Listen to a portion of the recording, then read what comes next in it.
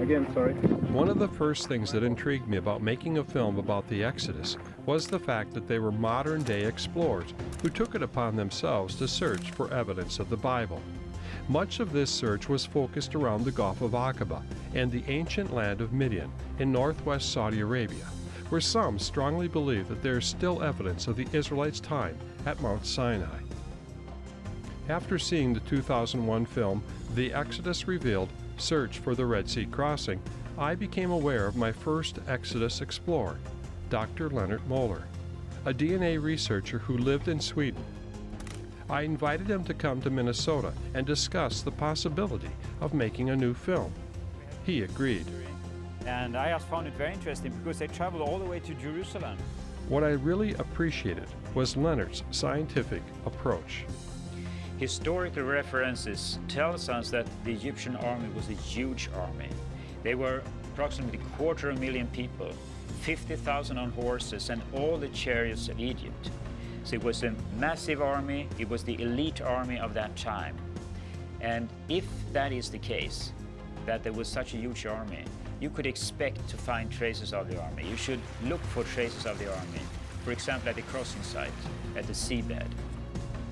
When we were following the Exodus pathway, we ended up coming to Nuweiba. And when we came here, the purpose was to see if we could connect the events in the area of central part of Egypt with the Exodus route, with the location Nuweiba, and what it looked like, and what we could possibly find in the sea. In 2002, Leonard and I traveled to Egypt with a small film crew. Behind me we can see the Step Pyramid, which is the first pyramid that was erected here in Egypt. Making our way to many Egyptian sites that Moeller believed were connected to the Exodus. Take 4, Bitter Lakes. We also inspected locations that were traditionally accepted as potential sites, but in Leonard's mind didn't make any sense. This is not a realistic crossing site. On that first trip, we were able to chart a boat at Nuweiba Beach, which allowed us to go to the location where Ron Wyatt had originally been searching the seafloor for the possibility of ancient remains of Pharaoh's chariots. Aaron Sen had been diving at the site many times before. We would hire him over the years to go back to the Nuweiba location and film the seafloor, looking for any possible evidence that might be able to draw the further notice of archaeologists. You see strange protrusions coming out at different angles, and it just doesn't look natural. No, and sometimes you can see it's like planks, like the side of a wagon. Right. Several planks like this. Straight across. And then there's a 90-degree angle like it's the end of the wagon. Yeah, and everything's the right shape and size to be chariot remains. Yeah. But I like to find another human skeleton part. Do you remember the one we found? The femur? Yeah. That was a good one. Yeah, I can't seem to relocate that area, but it would be interesting to look around again. Sometimes all the small parts that are just scattered everywhere. Yeah. It does look like wreckage. No, you need bigger parts of it. Yeah. And of course I would love to see the rib cage. Yeah. Or some other rib cages around. Yeah. Horses' remains would be good. Yeah. Find horses' remains mixed up with human remains. Yeah. That would be interesting. But the water is so clear today. Yeah, you can see the bottom. Yeah, I see the bottom here. It's just to look down. It's very calm today. Yeah. It's easy diving conditions. Well, I don't think we have any more diving time today. No, not today anyway. It's been too deep. All these short dives. I think we'll go back to the boat. Yeah. That was a good dive. Oh, the water is so clear today. I wish I could fly that like these rays or stingrays. Yeah. Just fly in the water. And they get some pretty good speed up as well. Oh yeah. It's nice when you can go down to the seabed. I just like to go down, sink slowly down, and then stand on your knees. Yeah. It's so relaxing, standing up on your knees. It's a different world down there. Yeah, shooting in different angles. Yeah, it's amazing. And you feel like you're flying above all the shapes and corals down there. And yesterday when the barracuda approached me, I mean about that long, standing us in front of me, we kind of communicated in a way. He didn't do anything, I didn't do anything. And I saw all his teeth, and he was just curious to look at me, and then and he was gone. Yeah. I remember I was down there earlier, and It was a while ago. And a fish, I don't know how big it was. Yeah. But I was, you know, everything's so quiet and peaceful down there. Yeah. I turned around and I jumped when I saw it. It's just so big. There was another time we were diving down that way in the dolphin. Yeah. You know, you're looking around, you have tunnel vision when you're down there. So you don't see it approach you. And the next thing, whoa! Yeah, see you this get big scared dolphin sometimes. in Yeah, I front was of you. scared when a barracuda also came from behind, so to speak. You just, yeah, you get scared. You don't know what it is. You have a second to define what it is, and The first thing I think is it's a shark. yeah, naturally, yeah, that's what you think of. But we haven't seen any sharks. We saw 2 dolphins yesterday. You remember? Was it 2 years ago when they told us when they were out here in the rubber raft? Yeah. And the sharks were circling around. There was 3 people in the raft, Yeah. and there was 3 sharks Yeah, circling. and they were we kind of, as I say, open mouth, Yeah. swimming were with an hungry. open mouth around this small rubber raft. Yeah. Well, they were scared. I think they meant business. Business bite, as they call it. I think they took that they should end that dive right there and then when they went home. And for everything, I'd say. I don't think you'd catch me back out here again if that happened to me. That was a scary thing. But I've never seen a shark or anything around. No, but they have hammer sharks just around the corner here. Yeah. Ross is trying out his underwater camera. Yes. Another group of Exodus explorers was Ross Patterson and Andrew Ross from New Zealand. They also went numerous times helping us with the filming at the location. Well, Dr. Carter, I'd like to talk to you about coral and chariot wheels. Yeah. Because there are people that are claiming that there are coral-encrusted chariot wheels on the bottom of the Red Sea. There have been a lot of claims made so far. As a coral reef ecologist, I have a hard time accepting the evidence that I've seen so far. Wood breaks down too quickly, corals keep growing. I would not expect to see what they're claiming to see. We're talking about something that happened 3,500 years ago. Corals don't stay in the same shape for that long. They grow into gigantic colonies over that much time. One of the questions that many people had at the Nuweiba location was about the land bridge across the Gulf of Aqaba. Many were skeptical as to whether the Israelites could physically walk across from one side to the other. Dr. Phillips is right to be skeptical. Finding a land bridge in the Gulf of Aqaba, in the heart of the Rift Valley, would be like finding a McDonald's on top of Mount Everest. Ross Patterson and Ian Rodley have been involved in an Exodus investigation of their own for almost a decade. There were differing opinions concerning the depth of water at the Gulf of Aqaba at this crossing site. Some said there's an underwater land bridge across the 15-kilometre stretch of water from shore to shore. There's no evidence that I know of, geological, ecological, or any other, that people were able to walk across from Nuweiba to Midian. Now, most marine charts show this ledge, but there are differing opinions as to the depth of water at the maximum point. The equipment we took to Nuweiba uses the latest hydroacoustic technology that measures seabed depth and incorporates a global positioning system to identify the exact location of each depth measurement. So over a 6-day period, we ended up with close to 50,000 depth recordings. Our results confirmed that there is a roadway, a pathway in the sea.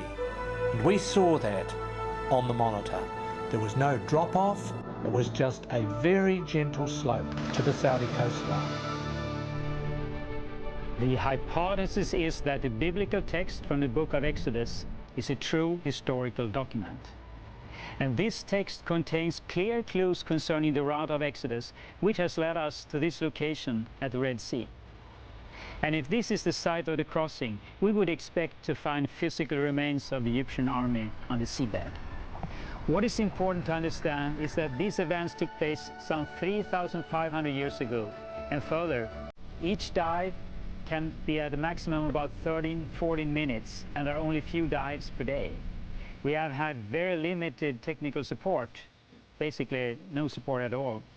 And we talk about huge areas to search with, in some cases, unclear borders. And we have very deep waters. and they are also dangerous. We have toxic fish, we have shark-infested waters, and we have very strong currents. This is not an easy task. Is there any physical evidence on the seabed? Yes, there is, and we have some examples. Skeletons of humans, skeleton parts of horses and bulls, chariot wheels, and strange structures, possibly axles, wagons, and parts of chariots.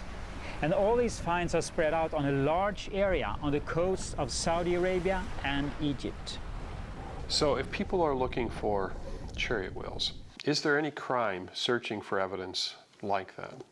No, I would definitely say not. If we know that this incident occurred in the Red Sea, we can be confident that there is probably some evidence left behind there. And so there's absolutely nothing wrong with going and looking for that evidence, even though we can trust that it occurred 100% because the Bible tells us it did. In this film, in investigation, what we're looking at is some people are suggesting it happened in a shallow area near the border lakes of Egypt, and others are suggesting it happened at the sea. And so the question would be, is there any evidence left? You know, I mean, how long would it be able to remain there before it was, you know, destroyed? Well, I know wood, especially metal type objects, can survive for centuries, right, under the water because of the preservation that's there. So salt is a preservative that does aid. If the wood is completely submerged, it can last for quite a very long time. Now, as soon as it's brought up and starts to dry out, it will fall apart. So they have to be real careful how they, you know, if they ever to bring up evidence like that, how they examine it. But because of the structure of wood, the cells absorb the water, and it can actually survive for a very, very long time.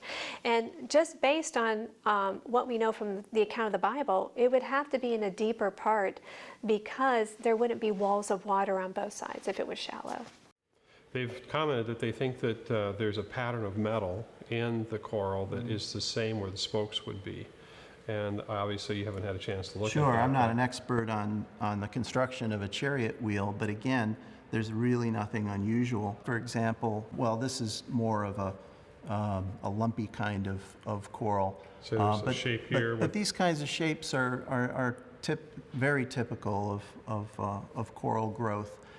Then we have a species like this that actually looks like some kind of a wheel formation, but the popular name or the familiar name is table coral. Looks there are like a couple an axle. Exactly, but that's the way it grows. And this particular genus is related to the elkhorn coral and the staghorn coral that we see in the Caribbean, as well as see it in the Red Sea and in the Pacific.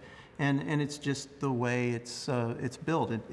It's actually trying to maximize the amount of light that it's getting by taking on this shape, because the coral actually has an algae inside the coral tissue that is photosynthetic, so it needs the light. Even though coral is an animal, it needs to have the sunlight to support this symbiotic relationship between the algae and the coral. Okay, so is it too fantastic of an idea, do you think, to actually look for chariots or chariot wheels on the bottom of the Red Sea? I think it is a rather fantastic idea. From what I know about chariot construction, we wouldn't expect most of the chariots to be made out of anything but wood and leather. And we wouldn't expect them to survive.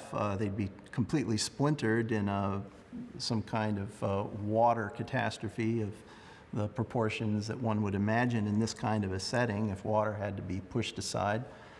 So for them to even survive that and to maintain their wheel shapes that would have been in the chariot, and then to actually preserve that shape in a coral growth is, for me, it takes a lot of imagination to expect that. And the fact that there really hasn't been any convincing research that would show the metal patterns and even sampling of the material, well, I remain a skeptic. We have to keep looking. You have to keep pursuing. Eric Lemke became an Exodus explorer as a young man when Ron Wyatt invited him to go to the Middle East in search of biblical events. Eric made 13 trips altogether. I've heard the term magic bullet, or that is a magic bullet, or if that's the right term, that people would want to use to say, well, if we find just one chariot wheel, Right. that proves the whole Exodus happened. The question would be, well, there could be chariot wheels there from some other time period that could have been swept down in the valley. So, but like you said, you're seeing a much larger pattern showing I'm looking up. at the macro view.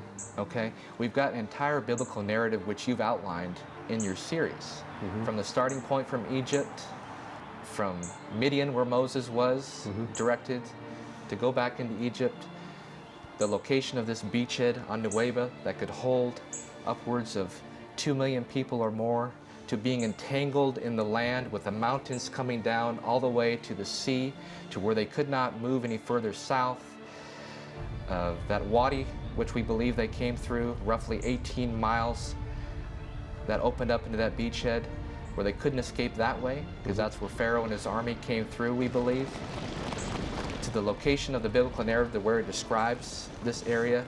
There's so many other things that we can look to besides having to document a preserved army under the sea. Now granted, from my perspective, finding these items, not just what I saw, but some of the other things that I have seen in Ron's previous work, and I have no reason to doubt him from my work with him and experience with him, I believe those just definitely add to this location.